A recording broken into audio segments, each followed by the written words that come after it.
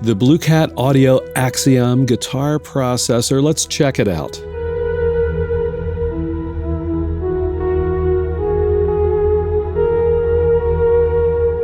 The Blue Cat Audio Axiom is a software guitar processor. It runs on Macs, it runs on Windows.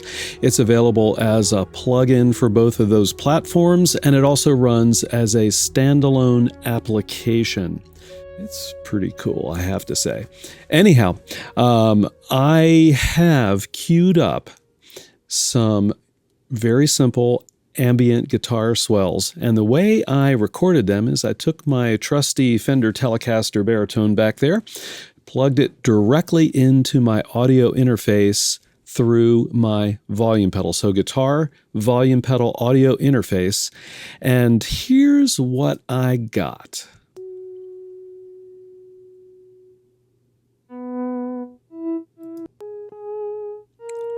Yeah. That sounds pretty lame, doesn't it? Yep, not great. Okay, we're going to turn this into something really cool with the Axiom. So let me go ahead and turn on the Axiom, and let's listen to the kind of the finished patch, and then I want to open up the Axiom and kind of break it down for you. Here's what it sounds like, finished patch.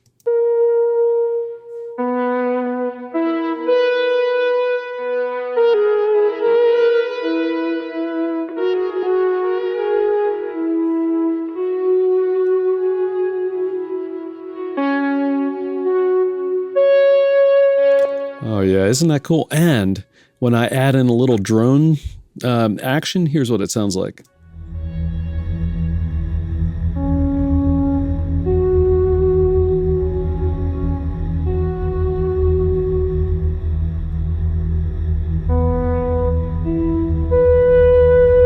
Oh yeah, love it. All right, so how did I get that? Well, let's pull up the Axiom. This is a plugin. This is the plugin version that I'm running in Logic Pro. So let me close a couple of these windows here.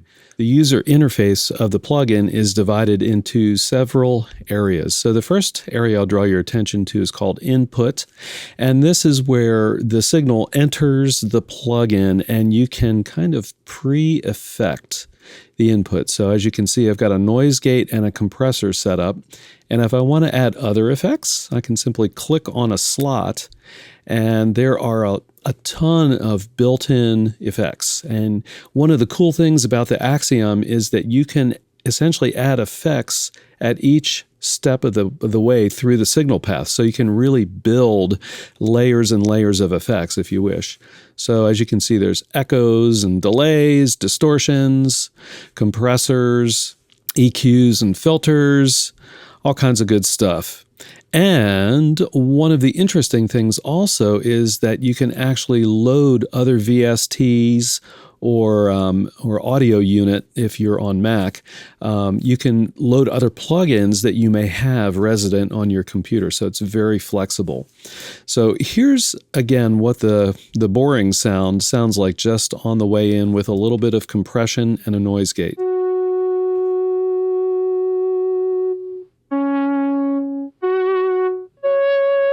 Okay, so nothing too, spectacular or great.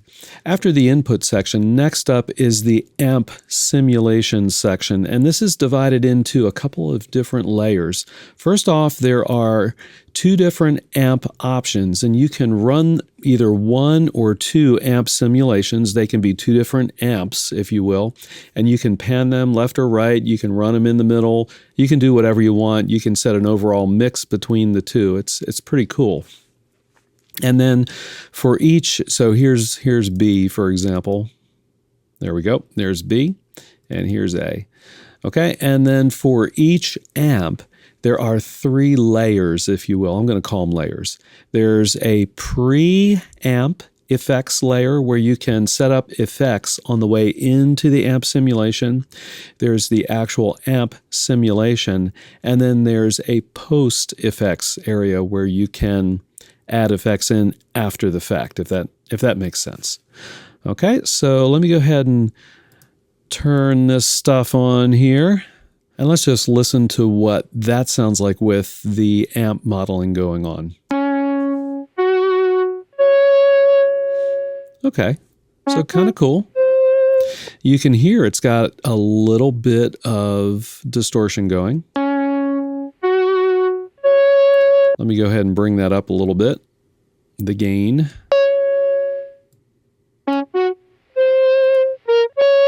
Okay, so, you know, it's the usual kind of thing. Now, if you do want to get into the amp modeling more, you can actually select a preset here. So let's check this out. There are a whole ton of presets. So guitar clean, look at these. Black twang, I wonder what brand that is, right? AC clean, yeah, that all makes sense. So you can really kind of dig into that. If you wish to edit directly without the presets, you can bring up an amp editor, which brings up a dedicated interface that Blue Cat calls the destructor. And you can see that there are actually 3 layers to the amp simulation. There's a preamp area, a destruction area, and a post area. So let's, again, I don't have time to go through all of this, but let's just kind of check out some of the presets here. So, you know, here's different preamp settings. Ash 9, some of these I'm kind of recognizing. You might recognize some of the kind of the abbreviations there, but, you know, like Ampeg, right? B15, that kind of stuff. So anyhow, you can set up your preamp, and then you can set up essentially kind of like, I guess it's kind of like the power amp. So let's check that out.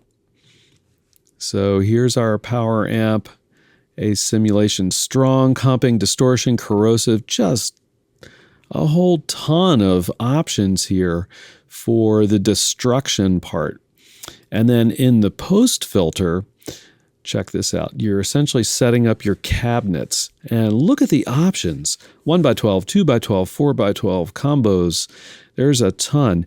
And there's support. Sorry, I said that wrong. There's support for custom impulse response files. So you can load your own amp cabs if you wish.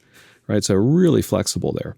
Any old who. So you can spend a lot of time in here. There's also even compression that allows you to kind of tweak that compression coming into the amp. Just a whole ton of options. As I mentioned, the 3rd layer in the amp sim section is this post effects row, and this allows you to set up multiple effects for each amp. Really cool. So you really could have 2 very, very different amplifiers running in tandem with separate effects chains, one for amp A and one for amp B. Again, they could be panned or in the center, however you wish. It's pretty cool. Here's what this sounds like. I added a little bit of reverb just to amp A, and we should hear that on the left-hand side. Let's try that.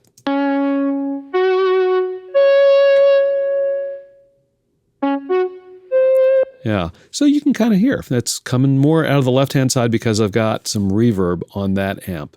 The 3rd section is on the right-hand side. It's called Master. And again, just like the input side, this allows you to set up a chain of effects after the amp simulation. So this is the effects that kind of wash across all of your amp sims, whether it's 1 or 2, whatever you've got going on. All right, so I've got 2 effects set up. One is called Late Replies, which is a really awesome delay-ish, reverb-ish kind of unit.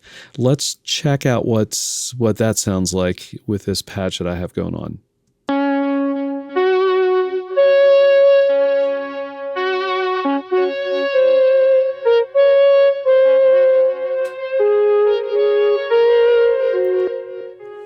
Ooh, yeah, that's really cool. So what I've got going on here is a stereo tapping delay. And all I did was I selected one of the presets here. Here's stereo tapping 4 with some different taps set up.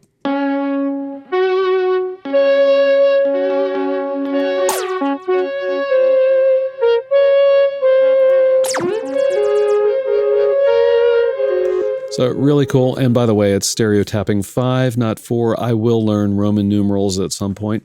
Anyhow, this allows you, once you've got your tap set up, you can visually pull them to different subdivisions of the beats.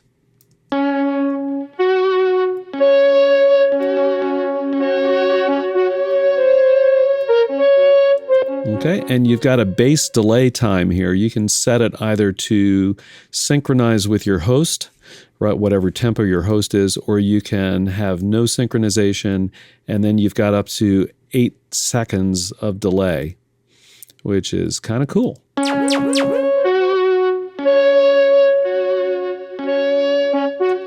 There's also, different sections for feedback. You can set up feedback panning down here. You can set up crosstalk between the left and right. So if you want the delay repeats to kind of crisscross between left and right, you can do that. There's a freeze function for freezing delays. I haven't really played around with that too much, but that's really cool. And again, if we look at some of the presets, you get an idea for some of the things you can do. So you see auto wah setup, you see filtered echoes, distorted echoes, filtered down and up, filtered down and up, so you can actually do pitch shifted delays. Really just an amazing array of things. And there's a whole section for reverb effects too that is really cool. And even the ever popular shimmer.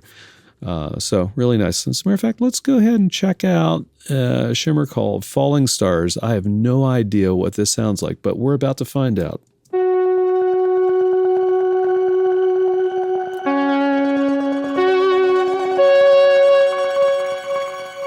All right, not bad.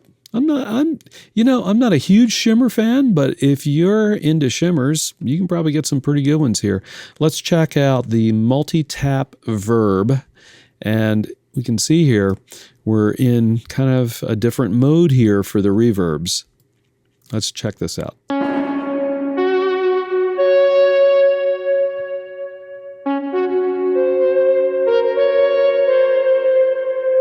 Yeah, really cool. So I'm going to get back to the original setting here. Stereo tapping 3, and again, here's what that sounds like.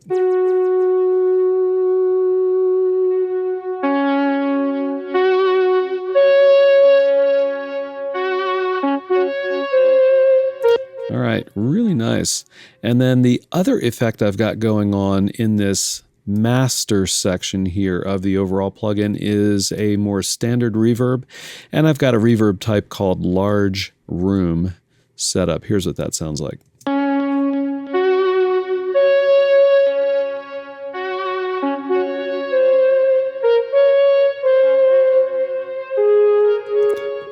Yeah, really nice. So I am just scratching the surface of this plugin, and to be honest, I'm still learning what it's all about. There is a lot to it, but there is a ton of really amazing sounds in this plugin.